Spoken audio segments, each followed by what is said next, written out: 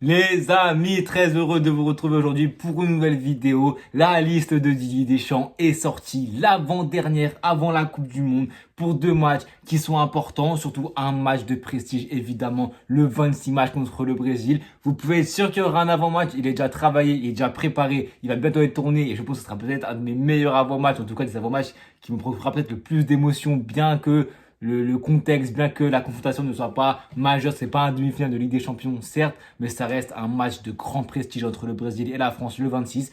Et 3 jours plus tard, entre la Colombie et la France, un match et finalement une réunion qui est importante, une confrontation plutôt, j'arrive pas à trouver mon mot, mais un rassemblement, voilà, un rassemblement qui est important parce que au-delà de ces matchs de préparation à la Coupe du Monde qui sont importants pour impulser une bonne dynamique, faire les derniers ajustements parce qu'on sait que la liste qui a été annoncée aujourd'hui à quelques détails près, quelques interrogations, ce sera cette liste-là qui ira à la Coupe du Monde. Au-delà de tout ça, il y a aussi prendre ses marques en Amérique parce que ces matchs-là contre le Brésil et contre la Colombie auront lieu dans la zone côte ouest, là où l'équipe de France, et j'ai vu une petite vidéo YouTube d'ailleurs très intéressante où on voit Deschamps, tout le staff aller voir les camps de base, il y a quelques choix qui sont proposés, des hôtels, ils sont en train de voir les dimensions pour, ouais, là on met la salle de repos, là on met les kinés, etc. C'est très intéressant, c'est des dessous qu'on voit pas forcément, des choses qu'on ne voit pas forcément, et pourtant c'est majeur pour entretenir le groupe tout un mois, il faut avoir un espace qui soit assez grand, assez aéré, parce que tu dois supporter des mecs qui, des fois, tu n'apprécies pas forcément, c'est un peu indifférent.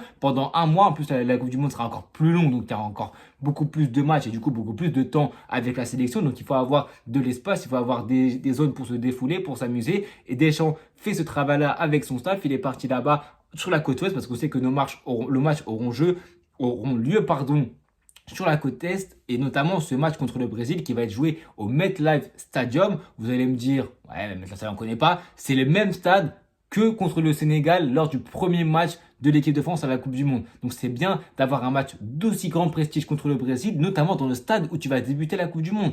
C'est des petits détails, je pense, mais tu prends tes marques, tu commences à prendre le décalage horaire, etc.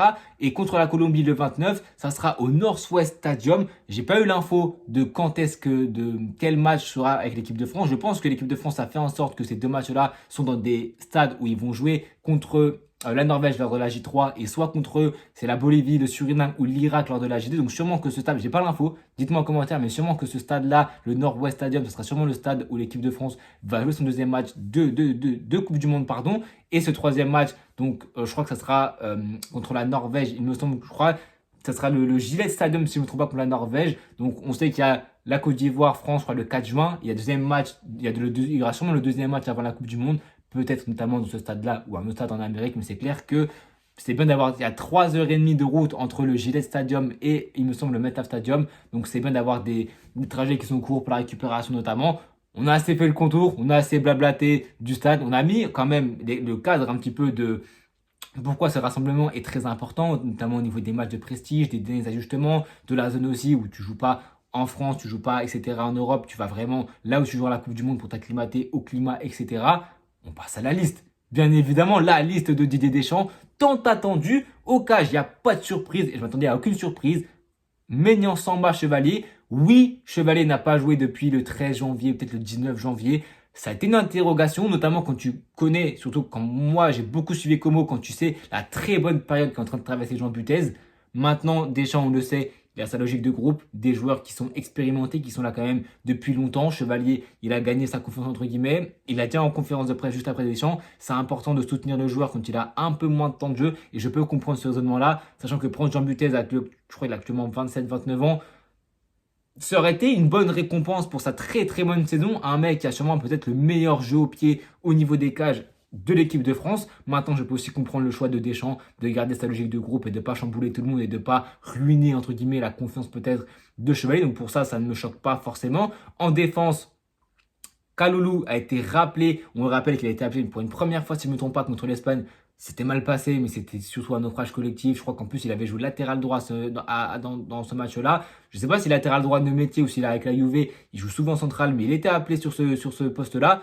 Saliba, Upamecano, Théo Hernandez, Dean, Konaté, Gusto et Lucas Hernandez. Pas de surprise, on le rappelle évidemment pour ceux qui ne sauraient pas, Koundé est évidemment absent et c'est pour ça que Deschamps a fait ce choix-là d'appeler Kalulu et on l'a vu notamment avec une potentielle news qui était sortie que Deschamps aimerait voir Zaïre Emery peut-être évoluer à ce poste de latéral droit. J'en parlerai après, notamment au niveau de la composition probable qu'on pourrait afficher, mais c'est clair que ça sera intéressant. Hâte de voir aussi à ce poste de latéral gauche, soit entre Théo, soit entre Lucas Digne.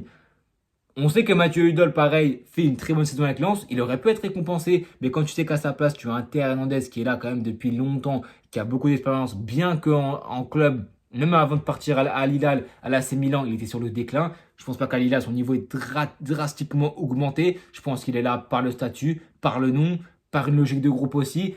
Deschamps est peut-être un petit peu trop sélectif, mais moi je pense qu'il a raison d'être dans cette vision des choses-là, d'être aussi donner la chance à Hudol et récompenser un peu comme Tolisso, comme peut-être comme Hudol, et comme ce qu'il a fait avec Thauvin notamment lors de l'ancien rassemblement, je pense que c'est une bonne chose. Maintenant, à quelques rassemblements, à un autre rassemblement de la Coupe du Monde, il essaie d'avoir son groupe de base et il se dit que voilà, les Tolisso qui n'est pas dans la liste, ça n'ira pas. Thauvin qui est éclipsé de cette liste-là, il y a très peu de chances qu'il aille à la Coupe du Monde, hormis s'il y a des blessés, évidemment, même Hudol, etc.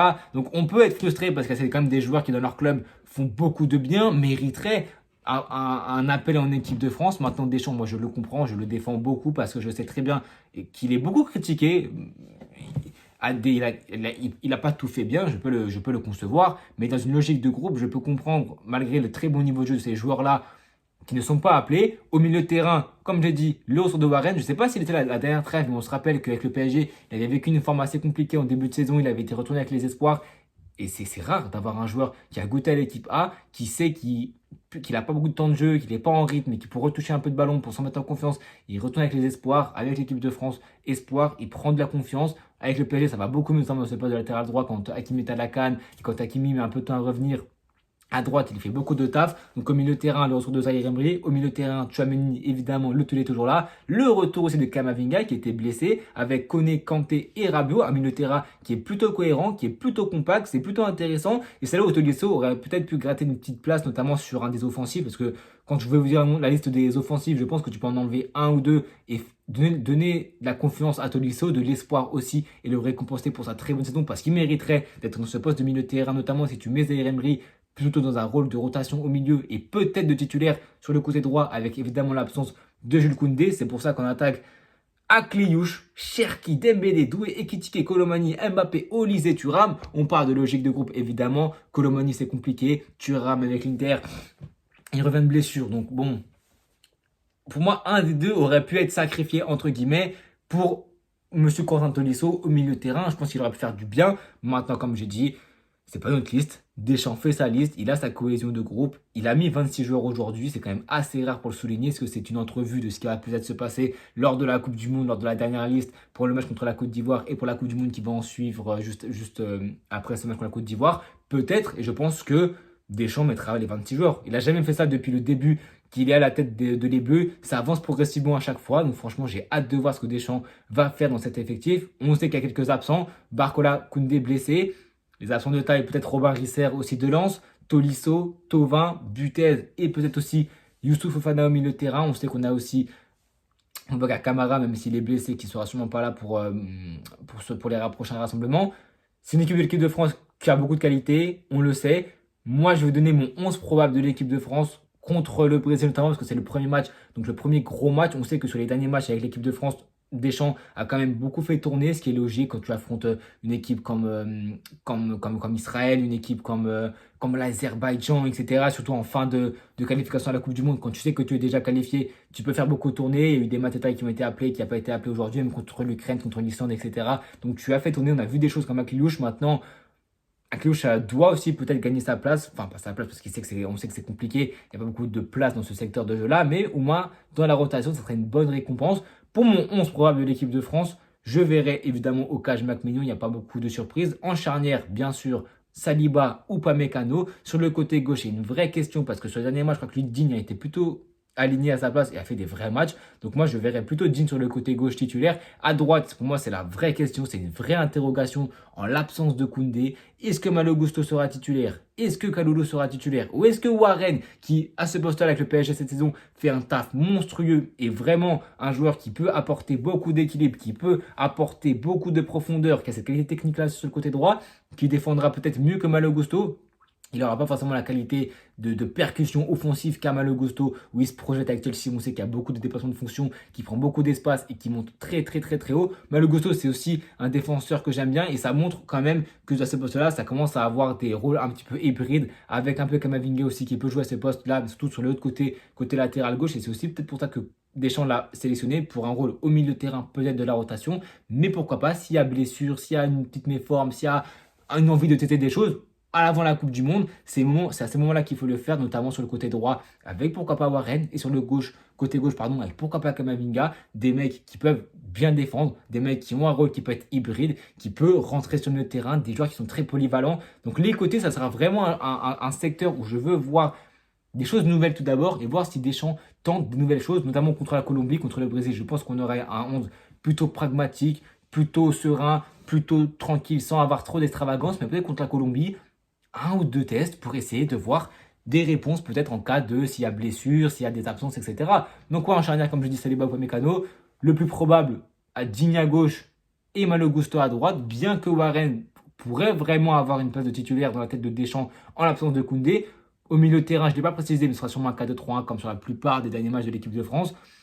Le 4-2-3-1, les doubles pivots Tchouaméni Rabiot ou Tchouaméni Kanté. On verra selon ce que Deschamps va sélectionner, mais je pense très honnêtement que ça sera ce double pivot qui sera aligné. Tchouaméni Koundé, Tchouaméni pardon, Kanté. Bien qu'on pourrait aussi avoir une surprise avec un double pivot Rabiot Kanté, mais avec ce que Tchouaméni est en train de proposer aussi bien au Real Madrid défensivement, offensivement, avec le jeu au pied qu'il est en train de montrer, je pense que ce sera vraiment lui qui sera titulaire en milieu de terrain. Et la grosse question offensivement, c'est le casse-tête infini de luxe qu'a Deschamps. Mais j'aimerais pas être à sa place parce qu'il y a tellement de choix possibles, de configurations possibles, d'alignements possibles, de permutations.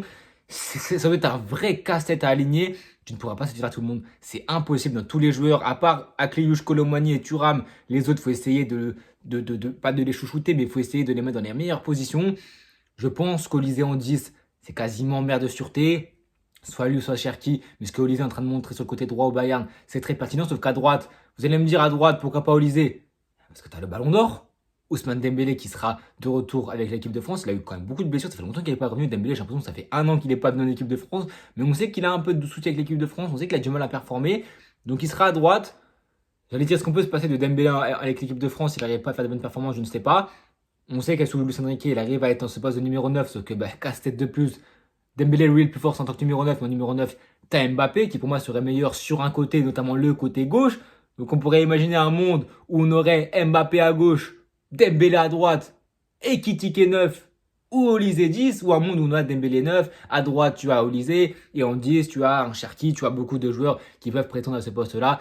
Il y a beaucoup trop de configurations possibles, il ne faut pas oublier aussi qu'on n'est pas sur FIFA, les 4-2-4, il faut arrêter ça tout de suite, il faut aussi avoir un peu d'équilibre. Donc je sais que sur un côté tu ne pourras pas mettre Mbappé, donc on sait qu'Akliouche qui est peut-être moins talentueux que les autres, qui peut-être montre moins de choses que les autres, et peut-être plus enclin à faire les efforts défensifs, même si on sait qu'Olysée, avec le Bayern, fournit aussi beaucoup d'efforts sur le côté droit. En 10, on a trouvé notre nouveau Griezmann. Hein. La vérité, c'est que Olysée fournit un taf extraordinaire depuis son arrivée. Avec la Croatie, le déclic, le coup franc, il est en train de prendre les rênes de l'équipe finalement. Hein. Pour moi, est-ce que c'est l'équipe de France d'Olysée? Non, parce qu'il y a Mbappé malheureusement qui est là, qui monopolise indirectement tout, sans tomber sur Mbappé, loin de là. Surtout que beaucoup critiquent Mbappé, mais en équipe de France, pour moi, il n'est pas incritiquable parce qu'il y a quand même eu des choses. Oui, c'est peut-être discutable, mais en tant que sur le terrain, en tant que niveau de jeu, à part sur les euros, Mbappé répond toujours présent. Donc au-delà de ça, il ne faut rien dire. Maintenant, offensivement, comme je dis dans le 4-2-4, 4-2-3-1, sûrement Olysée en 10. Sur le côté gauche, on aura sûrement Ekitike, peut-être aligné par Deschamps, comme on avait vu, je crois, contre l'Azerbaïdjan récemment, en 9 Mbappé.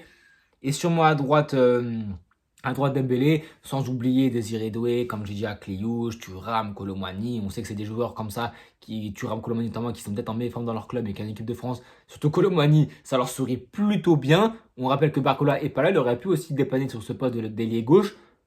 Casse-tête terrible pour Deschamps, on verra qu'est-ce qu'il va aligner, ça sera très intéressant. Je pense qu'on a tout dit pour cette vidéo, on va pas non plus déblatérer 70 000 ans. On se retrouve très bientôt pour une prochaine vidéo. Abonnez-vous, likez, partagez. Le Real jouera ce week-end, bientôt le 26 cette semaine, donc je crois la semaine prochaine, je crois jeudi, vendredi, Brésil-France. 2 jours avant, il y aura l'avant-match. Mais bon, c'est là, on en reparlera. Abonnez-vous, likez, partagez. Prenez soin de vous et à bientôt tout le monde.